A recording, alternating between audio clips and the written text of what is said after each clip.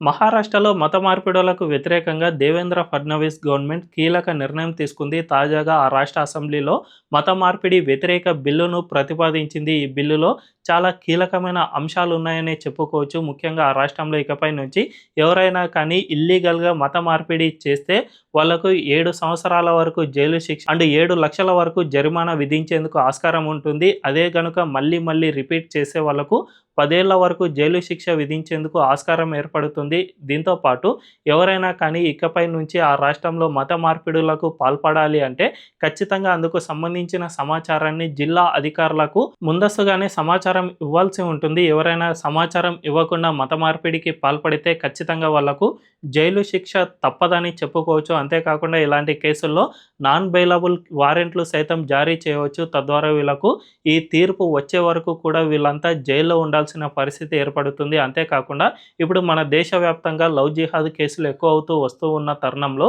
ఈ లవ్ జిహాద్కు వ్యతిరేకంగా కూడా ఈ బిల్లులో కీలక అంశాలను పొందుపరిచారు. ఇకపై నుంచి ఆ రాష్ట్రంలో ఎవరైనా కానీ జస్ట్ మత మార్పిడి చేయడం కోసం మాత్రమే పెళ్లి చేసుకుంటే అలాంటి పెళ్లిళ్లను క్యాన్సిల్ చేసే అధికారం కోర్టులకు సైతం ఇచ్చేశారు. ఆ తర్వాత వాళ్ళపై విచారణ జరపడానికి సైతం ఈ బిల్లులో కొన్ని నిబంధనలు ప్రతిపాదించారు. దీన్ని బట్టి చూసుకుంటే ఆ రాష్ట్రంలో ఇకపై నుంచి మత మార్పిడి చేసే వాళ్లకు చుక్కలు కనిపించనున్నాయని చెప్పకనే చెప్పుకోవచ్చు. మరి ఇలాంటి బిల్లులు యావత్ దేశవ్యాప్తంగా అమల్లోకి రావాలని మీలో ఎంతమంది కోరుకుంటున్నారో కామెంట్ల రూపంలో తెలియజేయండి.